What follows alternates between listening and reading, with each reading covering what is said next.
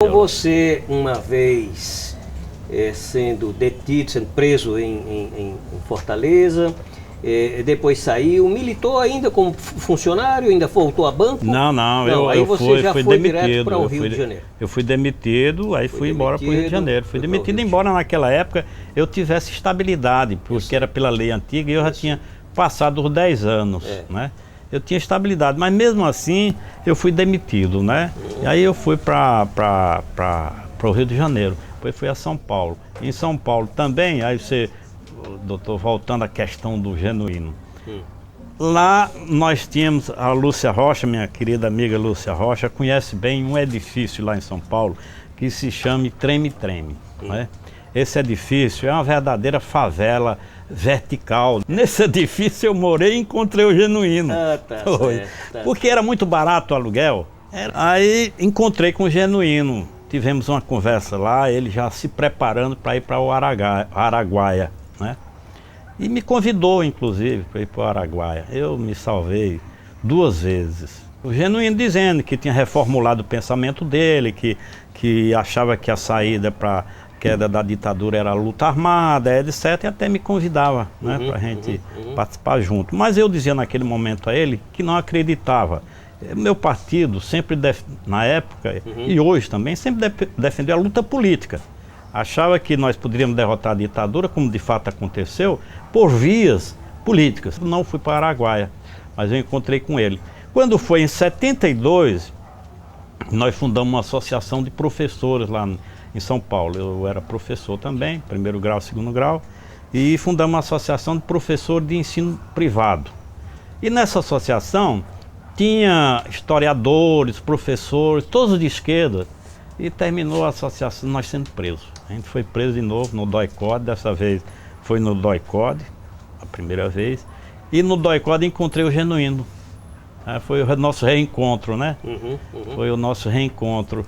Ele tinha sido preso no Araguaia, tinha sido recambiado para São Paulo, e lá nós nos encontramos de novo.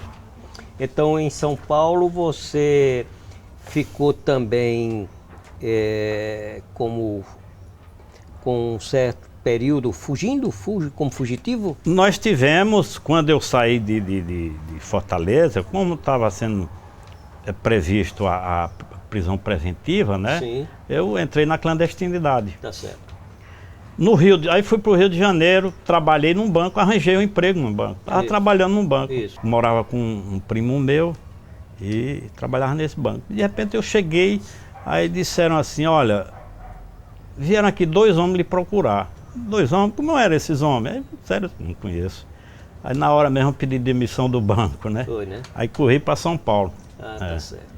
Aí foi como eu fui para São Paulo. São Paulo, você foi professor, você foi vendedor de livros? Meu primeiro emprego em São Paulo, exatamente para não me registrar e tal, era como autônomo, eu fui vendedor de livros, de porta em porta. Já casado, Rubens? Solteiro. Comecei a dar aula, né? Entrei na faculdade.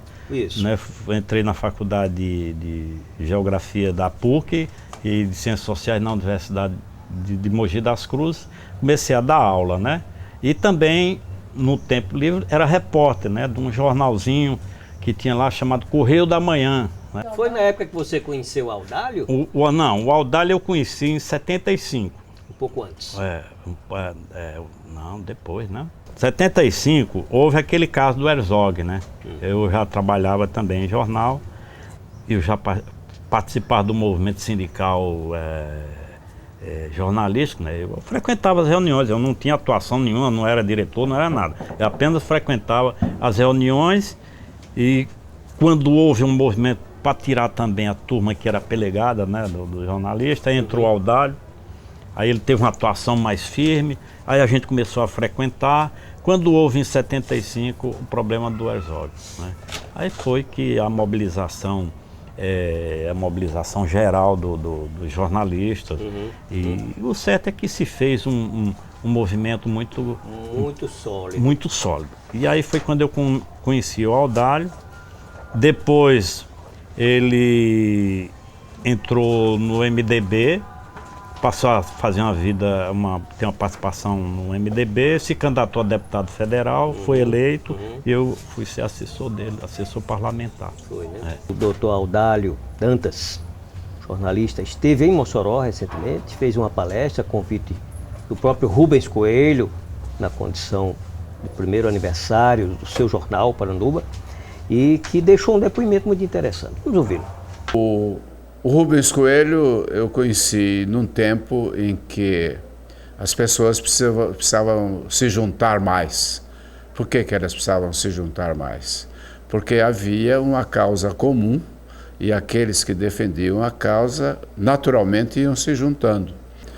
Nos anos 70, foram os anos mais bravos da repressão política, o regime militar estava no auge, e nesses momentos, eu conheci o Rubem, que tinha uma atuação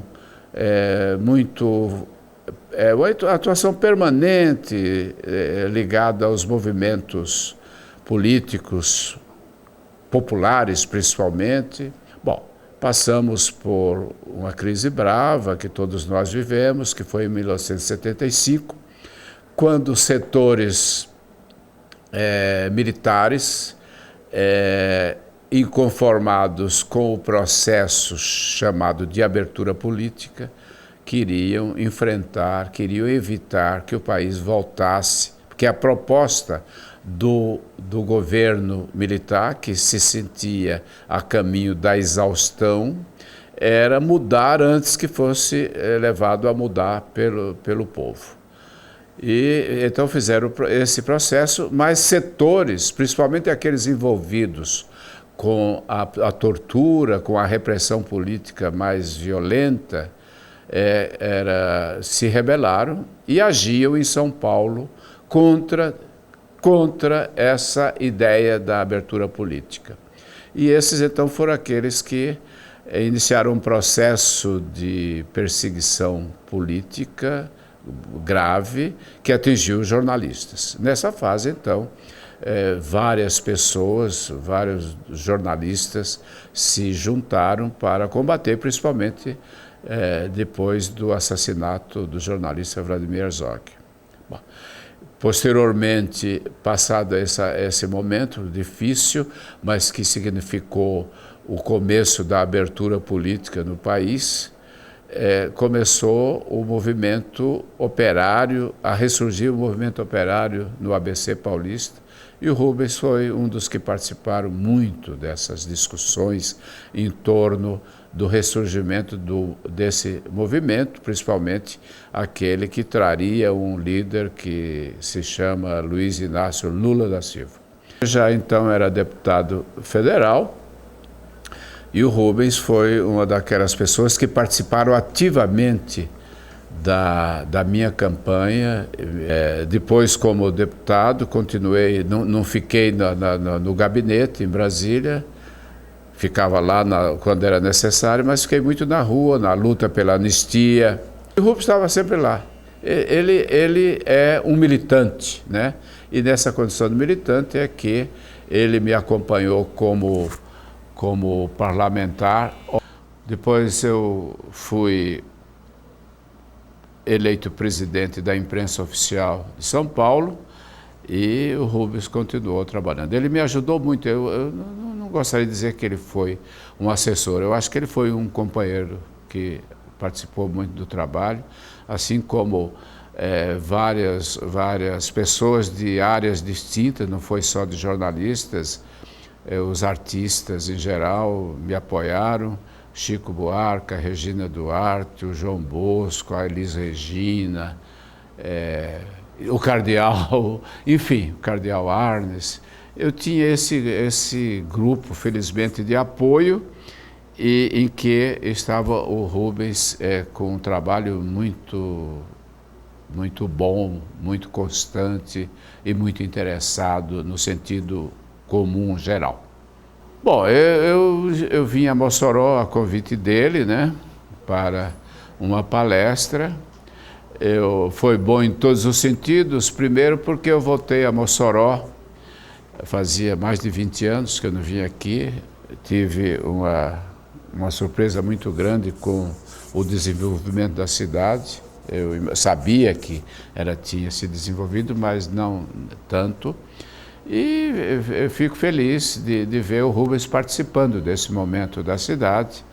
E eu deixo a ele o que ele merece, que o trabalho dele frutifique, né? Principalmente nessa área de cultura do ICOP, do qual ele é o presidente, e cujo trabalho, uma instituição de 50 anos, merece toda a atenção que ele certamente está dando.